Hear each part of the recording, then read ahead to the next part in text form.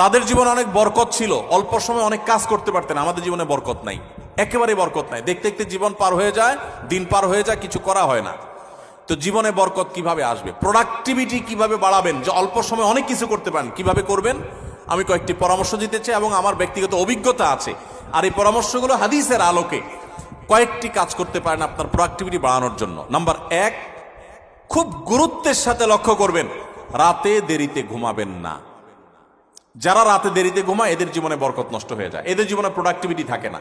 দেখুন, পৃথিবীতে যে সমস্ত দেশগুলো উন্নত হয়েছে, আপনি আমেরিকা বলেন, জাপান বলেন, কোরিয়া বলেন, আপনি ইউরোপ বলেন, পৃথিবীর যে সমস্ত অঞ্চলের যে সমস্ত দেশগুলো উন্নত হয়েছে, তাদের দেখবেন সবার একটা কমন লাইফস্টাইল হলো তারা রাতে তাড়াতাড়ি ঘুমায় পড়ে। সমস্ত উন্নত দেশের সব মানুষদের মধ্যে কালচার আছে। সারা পৃথিবীতে যে দেশগুলো উন্নত হয়েছে তারা সবাই দেখবেন সন্ধ্যার পর পর শুয়ে পড়ে। আর আমাদের বাঙালির রাত শুরুই হলো 10টার পর, তাই না? আমরা অফিস আদালত থেকে আইসা বাসায় রিমোট নিয়া জামা টামার খুলে ধুইয়া বৈশা, এরপরে আমরা আয়সার নামাজ যদি পড়ি, নামাজি হই, আর বেনামাজি হলে তার কোনো কথাই নেই। আইসা আমরা সোফা বসে এবার আমরা রিমোট দিয়া একটা পর একটা চ্যানেল পাল্টাতে থাকি, এরপরে মোবাইলে ফেসবুকে আতাইতে থাকি, খাওয়া দাওয়া করে শুধু আমাদের 12টা, 12:30, 1টা। এই যে দেরিতে ঘুমাই, আমাদের জীবনের প্রোডাক্টিভিটি নষ্ট হয়ে যায়, বরকত নষ্ট হয়ে যায়। যে তরুণ তার প্রোডাক্টিভিটি বাড়াতে চায় সেই জন্য রাতে তাড়াতাড়ি ঘুমায়। রাতে তাড়াতাড়ি ঘুমায়, যেগুলো রাতে করবেন ওইগুলো সকালে করবেন। অনেক যুবক আছে পড়াশোনা করে রাত 12টা পর্যন্ত। আরে ভাই, রাত 10টায় আপনি ঘুমিয়ে যান।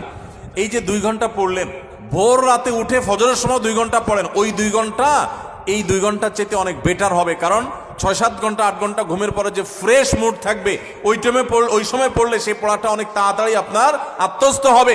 আপনি সারা দিনের হ্যাসেলের পর রাত্রে পড়তে যান, আপনার মাথায় পড়াটা এত তাড়াতাড়ি রপ্ত হবে না, যত তাড়াতাড়ি রপ্ত হবে 6-7 ঘন্টা ঘুমানোর পর। আমি একটা কথা সবসময় বলি, এই যে হেফজুখানার ছাত্রদেরকে আমরা পুরস্কার দিলাম আজকে, সারা বাংলাদেশের সমস্ত হেফজুখানার ছাত্রগুলো এক একটা মিরাকল, এক একটা অলৌকিক।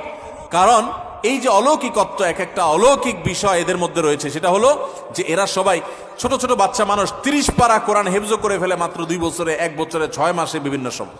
কিভাবে সম্ভব? 30 পারা কোরআন, এত বড় কোরআন পুরোটার হেফজ করে ফেলে, মুখস্থ করে ফেলে, কিভাবে সম্ভব? যে কয়েকটা সিক্রেট আছে, এই সিক্রেটস গুলোর মধ্যে একটা সিক্রেট হলো, একটা রহস্য হলো যে হেফজুখানায় 100% ছেলেরা রাতে তাড়াতাড়ি ঘুমায়। তারা রাত 10টার ভিতরে 100 হেফজখানার ছাত্র সারা বাংলাদেশে ঘুমায় পড়ে। কোথাও পাবেন না 10টা পরে ছেলেরা পড়ালেখা করে, সব 10টার মধ্যে ঘুমায় যায়। পুরা কোরআন হেফজ করে ফেলে অল্প সময়ের মধ্যে, আবার রাত জেগা পড়ে না, কিভাবে সম্ভব?